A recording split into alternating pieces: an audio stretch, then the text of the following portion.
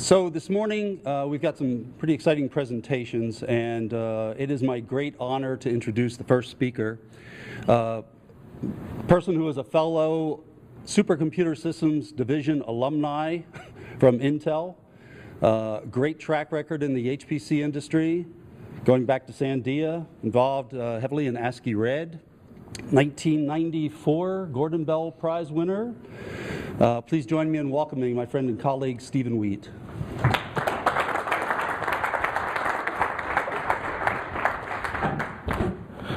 Thank you, Mike. And John, congratulations again. I think I'm double miking here.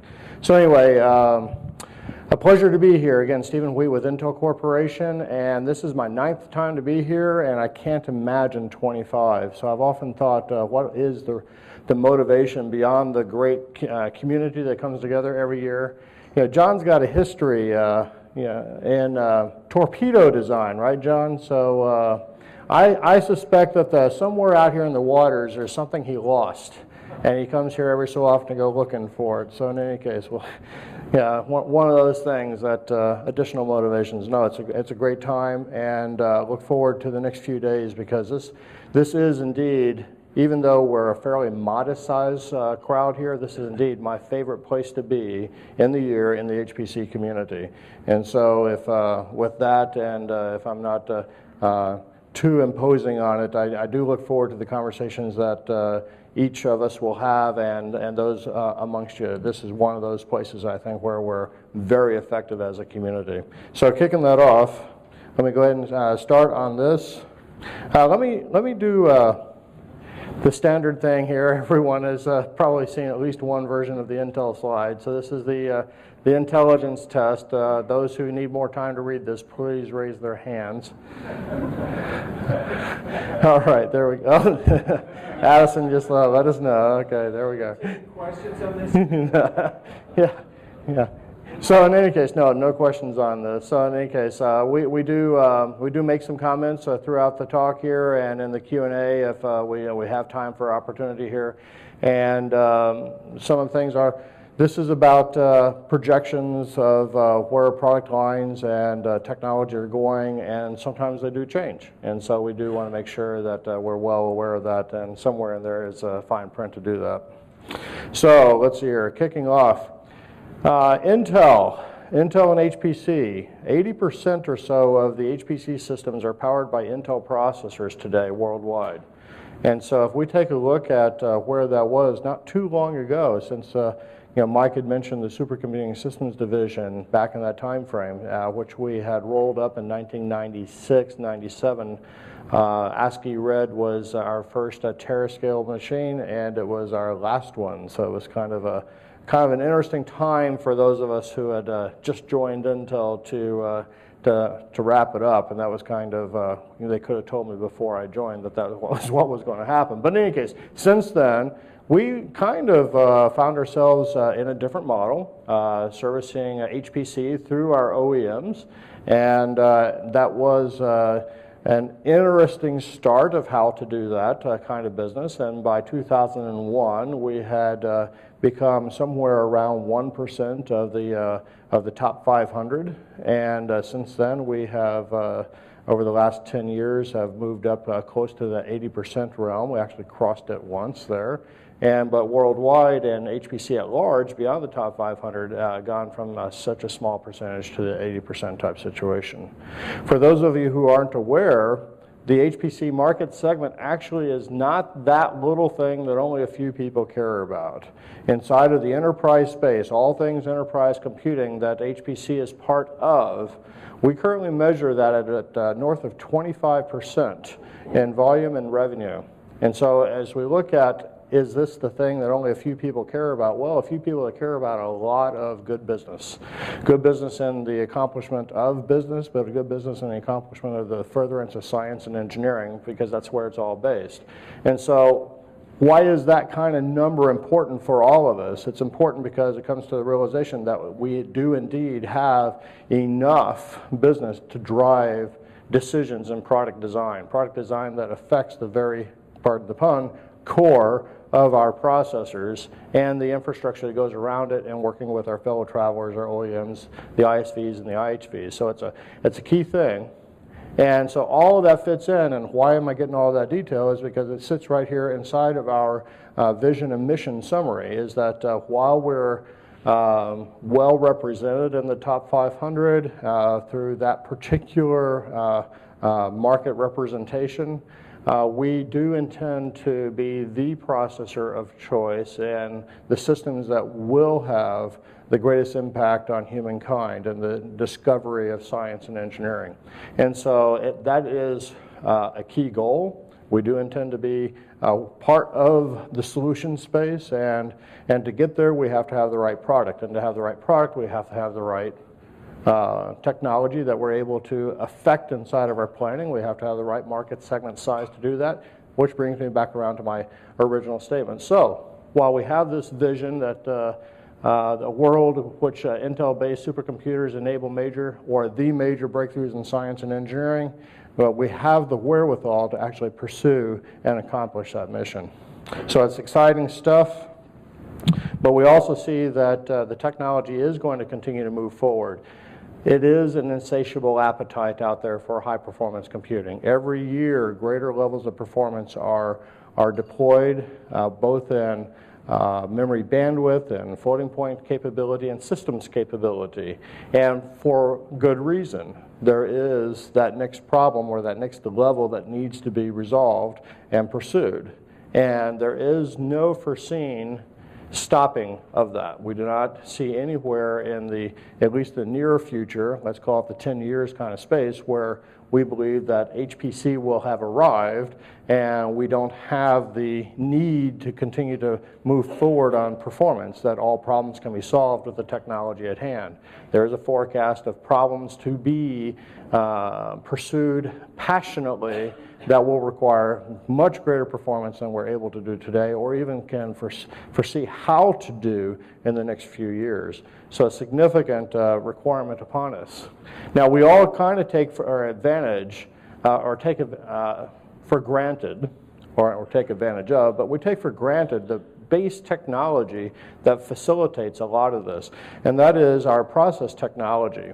Where we are with the ability to have a budget of transistors to actually do anything, whether it is to affect the ability to do pipelines that allow us to do faster clock rates on computation, wider computation, more cores, more memory channels, whatever the budget is allocated for, the basis of the budget growing is on this base technology, and it's not a simple thing to do. We're not complaining here, but we do want to make sure that we understand that this is hard work that we all, I think, take for granted, but it's hard work that is on a pace that is continuing to move quite well. It's been a long time, and I don't want to cause it to happen here, but it's been a long time since I've been asked the question of when's Moore's Law going to end? Moore's Law being the Moore's Law of the transistor budget, doubling roughly every 18 to 24 months. All right, performance is another story, and how you gain that performance, and we'll probably see quite a bit of discussion at this conference as to how best, or lots of opinions on how best to make use of those transistors to accomplish performance. But again, it's going to be on the basis of having those transistors. And this year, with the advent and expectation of 22 nanometer coming on strong, we do anticipate that our foreseeable future is pretty strong with respect to continuing along these lines. Now, for those who are going, well, what happens when we finally get down to that kind of space out there in 17? Is Intel looking at other ways to accomplish this rather than just continuing on this particular ramp? And the quick answer to that is yes, we are. And what are we doing? Well, that takes a different kind of discussion than this kind of open dialogue here. So we'd be glad to have some insightful discussions with you, but in more of a private space. And by the way, we do have a fair number of Intel representatives here who can speak to some of those ideas if you find a way to corner us. I think we counted up to about 8 of us this year. Last year, on average, we've been around 2.5 people, the half being someone who shows up for a day. Anyway, so it's we're here. We'll be mentioning them throughout. But this is a baseline thing that gives us the foundation by which to pursue that that line of performance in this particular space, as I had mentioned.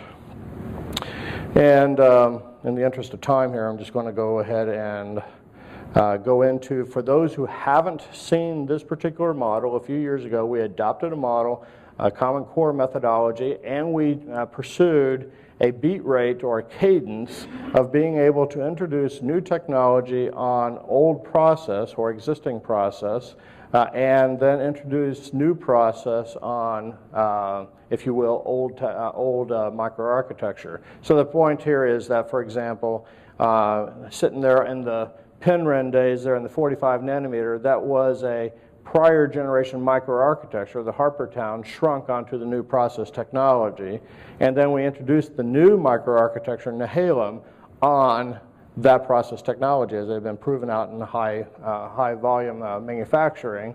And then Nehalem to Westmere, which we did last year. We talked about that quite a bit last year at this conference, the coming of Westmere, and that was, again, the shrink of Nehalem onto the new 32 nanometer technology. And then shortly, we're going to have the new microarchitecture of Sandy Bridge on top of that. And then the Sandy Bridge, following kind of a historic perspective on things, would get shrunk onto 22 and a new microarchitecture and so on.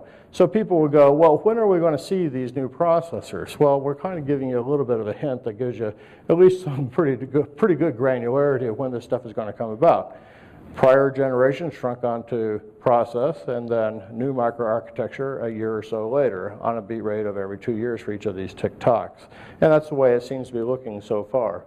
So in any case, that has been working out very well, and it has facilitated a rapid adoption of our technology because we're able to be relatively predictable and working very closely with our OEMs to adopt each one of these steps as we go forward. So that's been working out very, very nicely for our community as well. Speaking of, as we talk about what's coming up, is Sandy Bridge. Now on this slide is pretty much all that we can publicly say about Sandy Bridge. We've got a name, we've got a claim of significantly greater performance, and we're actually pretty excited about that. And it will continue our hyper-threading technology. Remember, hyper in Intel speak is 2. All right, so we haven't been bold and daring to go beyond that, but it's worked out well so far. And so that will continue to be there. But also one of the things that's been there for some time, and we've had it out and publicly acknowledges that the advanced vector execution instructions, the AVX instruction set. And what that is bringing us is double the floating point capability through wider pipes. All of that information is publicly available on Intel's website, and we make it available, I think we first made it available about 2 years ago.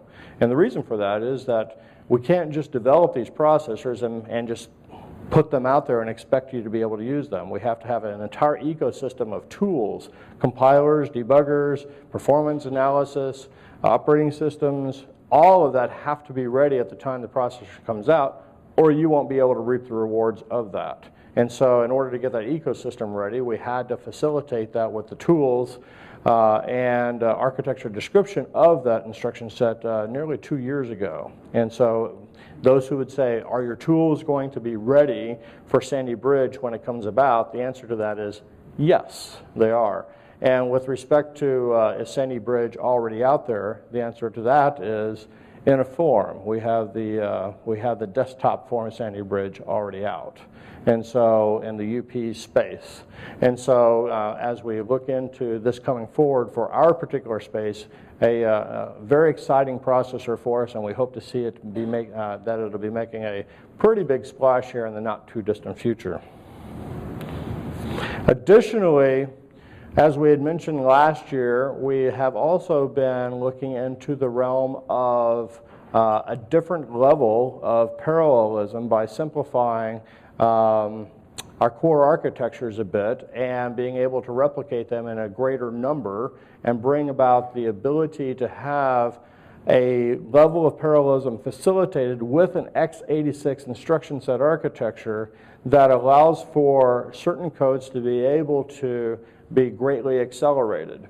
And indeed, the mini integrated core architecture we launched last year, and the first of those products are soon to be about. We have a software development vehicle already out with some people in the community to help gain insight into how the applications are working on that architecture and gaining some initial feedback on it so we can be driving readiness for the actual first product of this.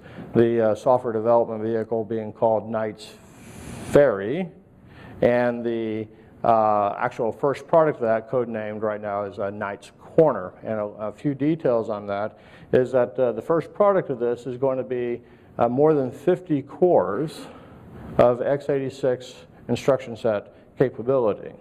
And so one of the things about that is that we're facilitating the ability to drop existing software infrastructure onto that processor. 50 plus cores instead of 6 or 8 is a pretty big leap. And indeed, we had been working on architectures that had as many as 80 cores more than a few years ago to become ready for how to facilitate synchronization of data across so many cores on a given die. And so readiness for this has been worked for many, many years now. And again, the software environment, x86, with some specifics for this particular microarchitecture has been also becoming ready for initial launch of this particular part. And so this first product will be on that 22 nanometer technology, and if you want to kind of get a hint as to when that'll come about, it's going to be, if you go back to that prior slide on that TikTok, where is the 22 nanometer technology, you can give a pretty good hint as to what's going to be happening there. And so it's a step in another direction in the facilitation of parallelism for certain codes. And one of the things that we'll want to make clear here is that this is going to be a product line. The decision has been made. We are establishing a new product line of processors to pursue this level of parallelism in the HPC space.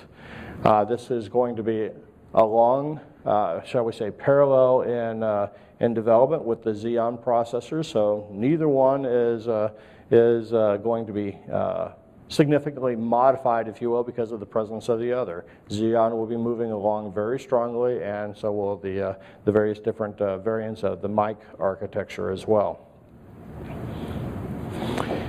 Facilitating all of this is the key thing that makes it all work is the software environment. We are a significant player in the software arena for the primary reason of being able to make our products easier to use and thereby easier to purchase and have a good experience with. So we do invest greatly in the software environments and facilitating the ability to extract the performance from the processor. And that's across the tools of representing parallelism at the micro level, as well as beyond the cores on the processor itself, and then in the cluster space also.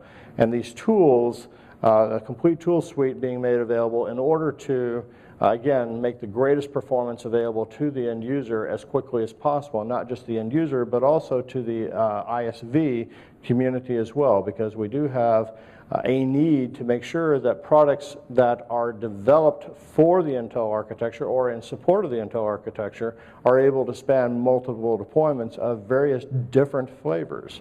For example, a given ISV may have a software package that they'd like to see run on this Intel system provided by this OEM with this particular InfiniBand infrastructure, and at the same time see that same application run without change on this OEM's deployment with Ethernet as the infrastructure, and be able to know that it's going to run in a correct manner.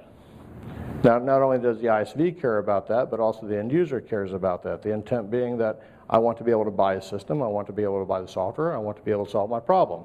And I'd really like to be able to say, make it so, make it so, make it so I can do this. And that's a significant part of our investment in the software environment to help facilitate the ecosystem to be able to accomplish that. And the tools are made across the board, again, at the various different levels of parallelism throughout the system. And in particular, the tools are also being able to facilitate targeting systems that have and those that also don't have an augmentation in performance by way of a mic architecture coprocessor. So in the case over here on the right, you have a depiction of a Xeon processor, the box is in blue, being interconnected with an Intel mic architecture coprocessor, and the ability for the software to drop onto and make use of that architecture seamlessly, but the same compiler and runtime having been emitted that would also facilitate the processor deployment on the left with standard Xeon processors. And the ability to do this seamlessly and facilitate an ecosystem where someone has invested in because they're running that particular application feature greatly on a configuration that would take advantage of those 50+ cores for a significant amount of the computational workload. Hence, there is a good reason to make use of that coprocessor, and I want to use that application, drop it on, and just have it work. As opposed to another user is going, well, my configuration, the kind of simulation I'm doing with that very same software is not going to make use of that kind of microarchitecture, and I'm much better off staying with the Xeon homogeneously and facilitate and be able to still deploy out an application onto a cluster and get the performance that they're after, all with being able to provide a common tools environment for that. And so that's not only our vision, but that's our means to be able to support both of those classes of users without bifurcating the market, saying you're a mic player or you're a Xeon player. It's an HPC community. So that's kind of the end of the update on the Intel side of the technology. And so with respect to that, we might have some questions on that, and we'll save them for the end. But this is the point in the talk where we transition into the form of talking about the democratization of HPC. If you will, we just had the message from the sponsor, and now we're having the conversation, as I mentioned earlier, the things that we're passionate about. This is that thing that I'm extremely passionate about and have been fortunate enough to be able to build an organization that is also able to, whether they volunteer for it or not, are also passionate about in pursuing one term of it is democratization of HPC. And what do we mean by that? It means that today, if we draw a bit of an analogy, and those who know me, I am not good at analogies, so this is either going to go well or it's going to go poorly, but we will still remain friends. But if we take a look at professional baseball, all right, professional baseball, there are 30 teams out there in pro ball, and they're each allowed 25 players for most of the season. They can augment by 15 players towards the playoffs, and they pull them up from the farm leagues. Okay, so 750 players through most of the season. All right, and then there's a farm league that feeds into it of about 1,200 some odd more players. And then, of course, you have collegiate baseball, and then Little League and everything that flows into that. And if you can imagine, it's a fairly solid pyramid of all those who are making baseball part of their lives.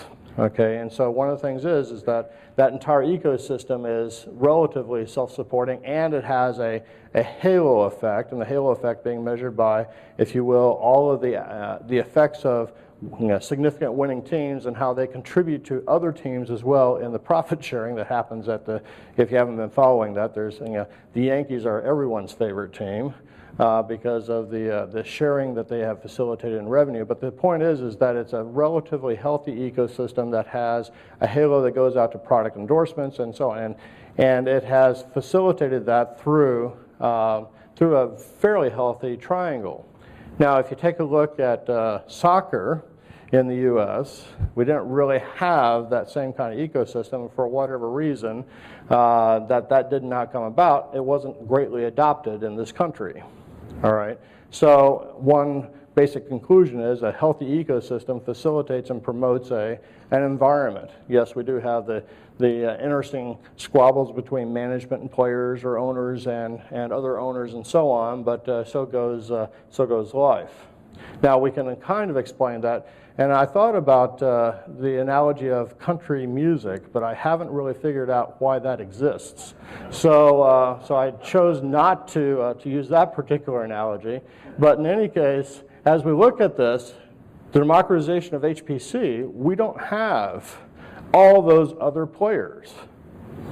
Okay, we don't have beyond a certain group of people, many of whom are represented right here in this room, an ecosystem that is very broad and very supported both at the, if you will, that would correspond to the amateur level, the collegiate level, and moving on into the pro level. We don't have that particular kind of space.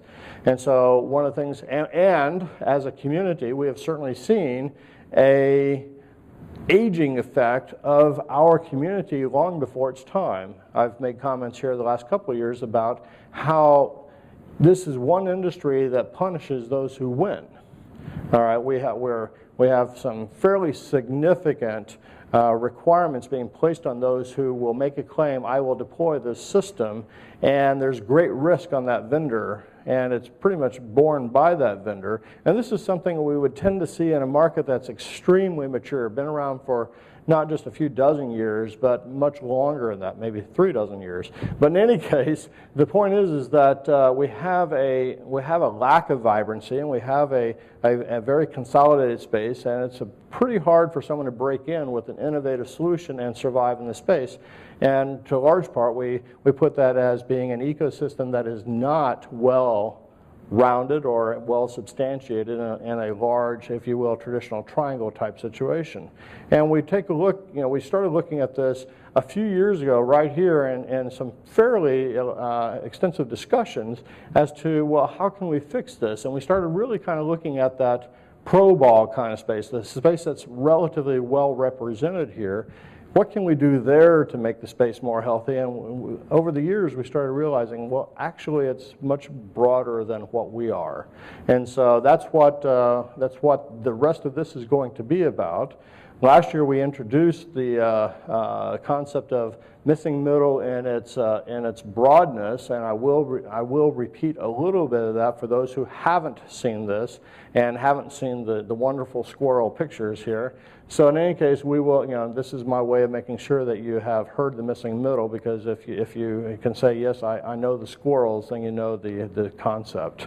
And so that's, we just make sure that we have a means of seeding the long-term memory here. It's either an emotional event or it's a really good time. And so hopefully the squirrels are either very emotional to you. I can't imagine that you shot them with a camera versus something else, or whatever it is you think about when you see squirrels. But squirrels is going to be the thing to remember about this particular topic. Why squirrels? It was just fun. So, missing middle. If we take a look at it, and we've had many times people say, oh, I know that's that middle market. And even inside of Intel, I can be seen fairly running around busily saying, no, it's not middle market, it's missing middle. Both of them start with M's, 2 M's, but it's not the same thing. And indeed, to remind you, the missing middle is about an observation of a histogram of technology usage. On the left-hand side, you have a representation of significant levels of usage and number of institutions making use of fairly modest computational capability. And on the right-hand side, you have a comparably much smaller number of users, many of whom are here in this room, that use relatively complex systems.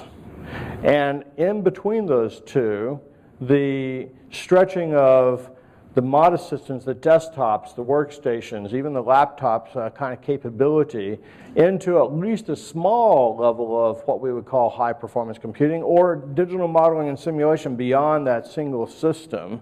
And we tend to have, in our community, we tend to say that's not high performance computing, but let's get beyond that a little bit. It is making use of multiple systems. And when people say, where is Intel delineating its business of HPC from regular enterprise? And it's when 2 or more systems are networked together to facilitate the cooperative progress of a computation. They're not completely separate and just going on like we have in our Internet Portal Data Center business. It is a common application being moved forward through the collective use of those particular assets. And so it can be just a couple of servers. It can be a couple of workstations. And that makes it go into the HPC. Is it high performance computing in the form of terascale and petascale? That's going to be pretty close for terascale. But petascale, no. But it is that continuum. And so it's that continuum that we speak of here, that computational continuum of HPC, H being, okay, more than a single system, and getting bigger as you move to the right on this thing.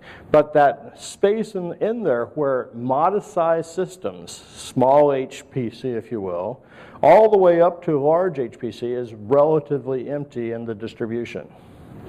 And that is that middle between the one distribution representation and the other, and that's the middle. And the question is it missing, or is that just the way things are? And there is nothing to go in there. And cutting to the chase here a little bit, there is indeed a missing opportunity there, and hence the missing middle. Not to be confused with middle market or anything along those lines. So part of this is, in this dialogue here, is we've been talking about this space a couple or 3 years now here, is helping to keep us all on the same page as to what it is, so that when we are out there evangelizing and moving forward the cause of the missing middle, that we indeed are speaking to the same thing here and not reinventing a little bit.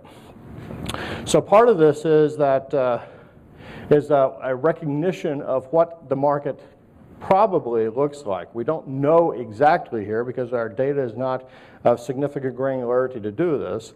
But one of the things is, and very quickly I pointed out last year, is that the traditional triangle, remember that baseball analogy, we think it looks like this on the left, where we have the high end, as IDC puts it, at 500,000. We have the volume of less than 500,000, and the Elmer, as Intersect 360 put it, the entry level mid-range. Okay, we don't talk to people, you are an Elmer, so Addison tells me we shouldn't do. But anyway, the Elmer space of less than 250,000. And the expectation is that is the triangle of our business. Okay, and indeed from a distribution of systems being sold, it does tend to kind of look like this. Some have said maybe it's more like a paper doll type thing that gets broader right up at the top again because of the large scale systems are pretty large. They're not just this little point up there. They're pretty significant sites, many of which are actually represented here today as well. So, those who I'm the pinnacle of HPC, well, it's a fairly flat space up there because it's a distribution of quite a lot of processors. But if we start looking at this, the implication or the common thought is that the triangle, that baseball analogy again, is it looks like this over here on the right, where large institutions are the ones buying the large systems and small, medium businesses are the ones buying the small systems. But through analysis, we actually think it looks maybe more like this, anything but that baseball analogy of that ecosystem. About 2/3 of the Elmer space are systems, those systems are upgrades or add-ons to larger systems. And then Intersect 360 also measured that of the true Elmer systems, only about 20 to 25% go to users who also have, they go to high-end systems, but only 10 to 15% of said systems actually go to Elmer users. Okay, so follow it by reading it rather than me stumbling through that. The point is, that particular assessment being relatively statistically small, but still an insight into this space is that, are we really looking at this kind of precious gem, if you will, drawing as the space? And is there a good foundation for our business out here? And is it a healthy space or not? We're not making any judgment on that, except that it does tend to not look like that traditional space that you tend to like to have present in order to move forward in good economic health. So as we look at this, and as we talked about before, the barriers to the adoption of this technology by the small and medium businesses, and by the way, I've already, because we've already established that it's there, I'm just reminding you of what it is that we're dealing with. The barriers are the key things to be looking at. These aren't places that would buy if you had a system that was terribly easy to use and just gave it to them. These are people who need to know how to make use of it. You can't just, even if given the software, you can't just expect that they can make good use of that system, if use at all. They can certainly make bad use of it. They can probably use it as a doorstop or a boat anchor, but with respect to actually being able to change how they actually do their business, they don't have the expertise and the ability to represent their application needs in that software, even though the software probably would do very well for them if they could just know how to use it. And the very nature of the businesses is that they're relatively small and they are busy.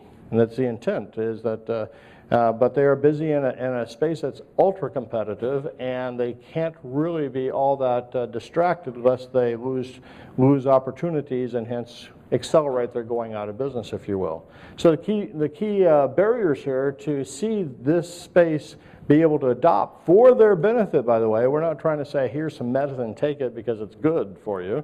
It's actually, here's a technology that we believe is going to be good for you, and let us help you get through to the use of it, because we do believe that for many instances, not all instances, but for many instances, there is a positive ROI to be had for using this technology year over year. Just the same way as we use it as a tool, and we see our discoveries in this room being advanced by the greater and greater uses of this technology, we believe that it also can be done at the small medium business level as well. And so that's one of the things that we're trying to help facilitate, but dealing with the fact that there is a good ROI and those presumptions, and dealing with those that we believe that would exist, we still have these key constraints. So the lack of application software that is actually applicable to them in the form that they can make use of it, lack of sufficient talent to actually be applied to either making those applications useful for them or on their side making use of those applications, and then cost constraints, and those aren't the costs of being able to buy the system, but if you will, the changeover costs or the opportunity costs of being able to say, I'm going to invest in using this tool versus using the tools I've used all along. And I take the risk of using this tool and distracting part or all of my staff on that for this next product, and hence I don't know if I'm going to be successful with it, that kind of cost and environment. And so as I pointed out last year, one of the things here is that these particular barriers were identified nearly 5 years ago, I think we said 4 years ago, but now 5 years ago, as being the same barriers. And the expectation is that without addressing this, the conclusion of this is that if we don't address it, we'll have the same barriers 4 or 5 years hence when we do the study again. So in pursuing this, coming out of this meeting 2 years ago, and about 8 months after that meeting and just before last year's meeting, we had the coming together of an alliance, the Alliance for High Performance Digital Manufacturing. And actually one of our first face-to-face meetings of this alliance was on the Thursday morning following the close of this meeting last year. And that alliance has grown to more than 40 institutions now, many of whom are here. We have industry, we have ISVs, we have the target industry, if you will. OEMs is one of those strange things in the manufacturing segment. The OEMs are think of themselves as the Fords, the Boeings, the L&Ls, and so on, and then the suppliers to them, like I don't know. And then we also have in this particular community, the OEMs are like HP, Dell, SGI, Cray, and if I didn't name yours, I'm IBM. Let's see here, and others. So the point is, Apro. you see, you can trouble I get into by not fully enumerating out who did I miss. But anyway, we have that kind of OEM. So we have representation from OEMs of both types. And again, I mentioned the ISVs. We have higher education as players in this, as well as national labs is all part of this. The alliance has come together, and the key motivation is focusing in on manufacturing because it is the most studied by a variety of different players in the ecosystem as to how well this technology could be applied. And B, it is also of significant political interest, and so the opportunity to have effect on establishing a national agenda is very high in the manufacturing space. It doesn't mean that there's not, so the alliance is about manufacturing. It doesn't mean that there's not a missing middle in energy. Indeed, we believe the energy segment has a significant missing middle to it. There doesn't mean that there won't be a missing middle in life sciences or in weather climate, both of which probably would develop a missing middle, but the opportunity there is to actually facilitate a healthy middle space of that histogram as the high end continues to take off, so that we actually avoid the development of a missing middle in those spaces. But anyway, manufacturing is the focus of this particular alliance. And why is that? We look at the space there, and there are, according to the National Association of Manufacturers, 280,000 manufacturers in the U.S. 280,000 manufacturers in the U.S. And of those, various different studies, both by IDC and Intersect 360, is that nearly half would make use of HPC if they could. And so the point there is that if that is indeed the case, by putting a little bit of sizing to that, that would represent a space that is equal to the worldwide HPC market as we know it now. Okay, just dealing with manufacturing, just dealing with the U.S. So when we talk about that vibrant community that we like to have, the space that would foster and support innovation in HPC, indeed, that is one of the ingredients that we believe could help fertilize that greatly. So to pursue this, the Alliance is broken into 4 major committees. We're focusing on industry analytics, nature of the missing middle, who they are, and the key barriers, and actually diving into those barriers that I mentioned before, right into the very genetics of them, so we can know how to address them most efficiently and timely, because this is a space that we don't have 20 years to fix and take a opportunity to deal with. It's a space that would otherwise continue to diminish over that time frame, and we don't have much time to intercept. And so, but the good news, by the way, is that if you've been keeping track of your Wall Street Journal and so on, is that fairly recently we've started seeing more and more of opinion pieces that are saying, when did manufacturing become a dirty word? And when did manufacturing become presumed to be not necessary? And indeed, a much greater focus on the basis of that. And so we as an HPC community could very well have a significant role to play in stabilizing and recovering manufacturing in the U.S. Now, mind you, other countries are not sitting still on this. We know that France and Germany both have an agenda to deal with this. China has, we've all seen the #1 system in China. China has an agenda to not have a missing middle.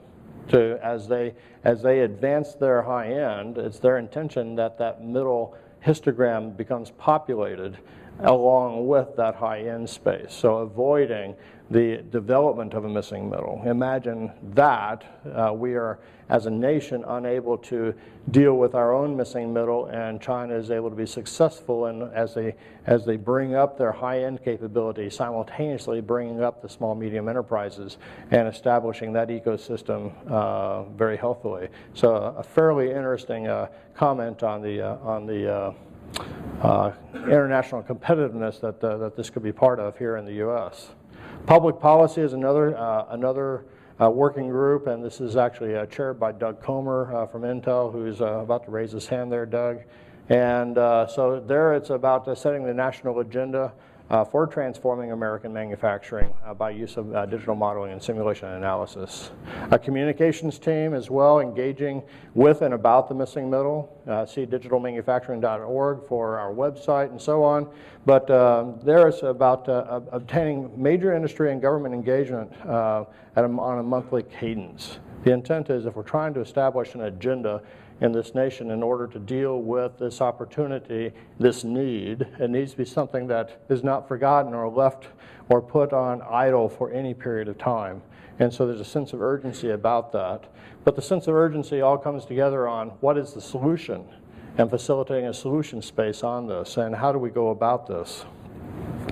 So one particular perspective on this is that that was put together by the National Center of Manufacturing Sciences, in particular John Riley there, is that we have, what does that histogram look like in development, and that is that we have the universities, national labs, HPC centers, many of which, again, are here, and then we have entities out there that can help reach the manufacturing sector, the trade adjustment centers, the DoD Mantech centers, the MEPs, the Manufacturing Extension Partnership Programs, and then of course we have the supply base or the small and medium manufacturers, but there's that rift in between. And so the whole point here is how do we facilitate connecting the top lift through the capabilities of the helpers of, if you will, of the manufacturing space, the MEPs, TACs, and Mantechs, and reaching the supply base as well as additional players. And with our technology capability that is well established in the major leagues.